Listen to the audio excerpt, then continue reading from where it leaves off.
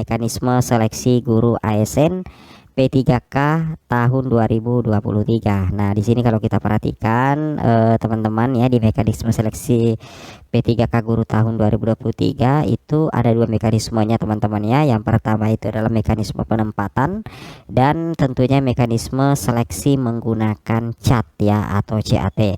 Jadi nanti salah satu yang menjadi penentu kelulusan P2 dan P3 nanti itu adalah berapa sisa formasi yang masih tersedia setelah penempatan guru lulus PG. Nah, sisa formasi itulah nantinya akan diperebutkan oleh THK2 atau P2, P3 dan juga pelamar umum.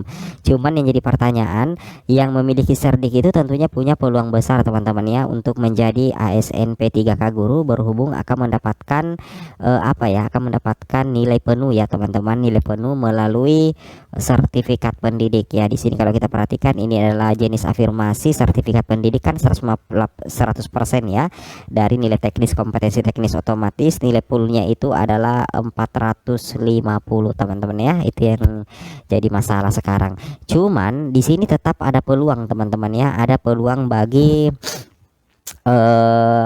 pelamar P2 dan P3 yang mengikuti seleksi CAT teman-teman ya, dengan sistem SJT untuk bisa lulus menjadi ASN P3K guru. Di sini ada potensi kelulusan teman-teman ya. Potensi kelulusannya itu terjadi karena menang urutan kategori. Jadi ketentuan pertama yang sebenarnya bisa membuat pelamar yang tidak memiliki afirmasi menang perankingan di P3K guru 2023 itu yang pertama adalah karena menang urutan kategori. Nah, terutama bagi P2 dan P3, misalkan ini kan P2 teman-teman ya, ini kan P2, sedangkan ini kan P3, otomatis P2 ini kalau dari segi urutan kategori itu lebih unggul daripada P3. Misalkan teman-teman ya, di sini ada satu formasi, ada dua pelamarnya, formasi guru kelas 1 P2 kemudian 1 P3. P3 ini ternyata memiliki sertifikat pendidik, otomatis nilainya jauh lebih tinggi dari pelamar prioritas 2. Sedangkan P2 ini tidak memiliki serdik. Nah, kira-kira siapa yang akan mengisi formasi di sini? Otomatis yang akan mengisi formasi di sini adalah tetap pelamar prioritas 2. Meskipun pelamar prioritas 3 ini itu memiliki sertifikat pendidik teman-teman ya. Meskipun pelamar P3 itu memiliki sertifikat pendidik, tetap P2 ini yang akan mengisi formasi teman-teman ya. Kenapa? Karena dia menang urutan kategori. Logikanya seperti itu ya. Karena dia menang urutan kategori. Logikanya seperti itu ya. Jadi jangan khawatir bagi pelamar P2 yang tidak memiliki serdik, ketika harus bersaing dengan P3 yang memiliki serdik, tetap P2 yang unggul karena dia menang urutan kategori teman-teman ya. Logikanya seperti itu ya. Itu yang harus teman-teman pahami.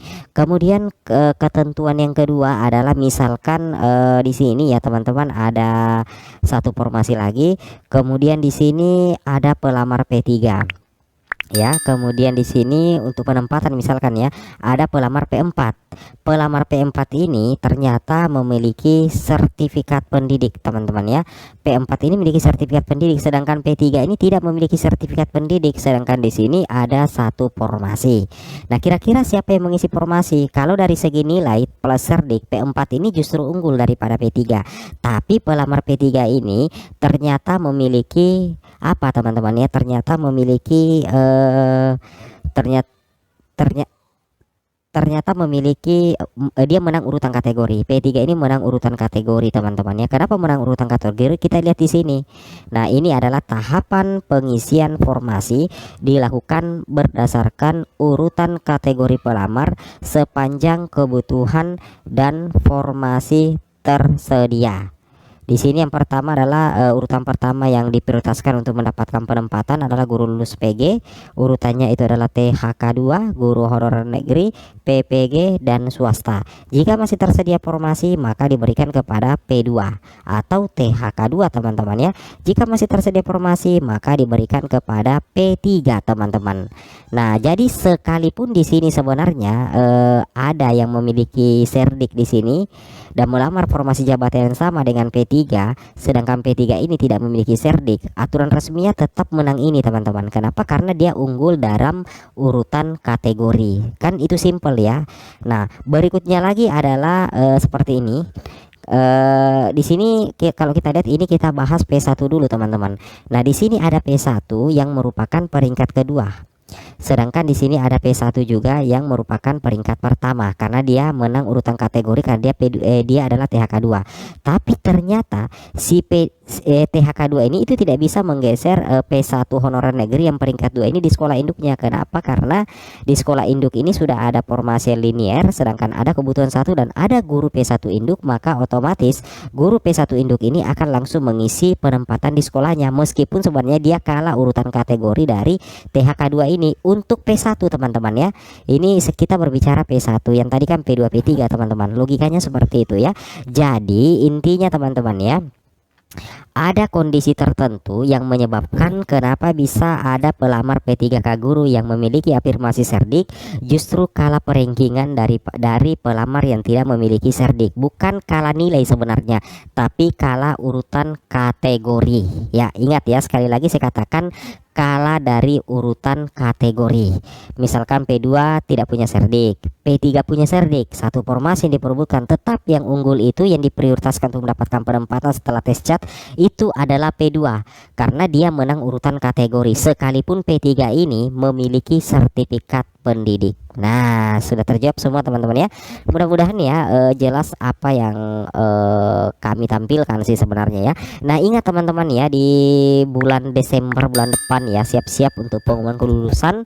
Insya Allah teman-teman ya, untuk pengumuman kelulusan itu dimulai di tanggal 6 sampai dengan tanggal 15 Desember 2023. Sekali lagi, untuk pengumuman kelulusan itu dimulai tanggal 6 sampai dengan tanggal 15 Desember 2023. Nantinya setelah pengumuman tanggal 6 sampai dengan 15 Desember 2023, kalau tidak ada perubahan jadwal, lanjut langsung pengisian daerah tetap di bulan Desember juga teman-teman, tepatnya di tanggal 16 Desember 2023. Semoga bermanfaat. Assalamualaikum warahmatullahi wabarakatuh.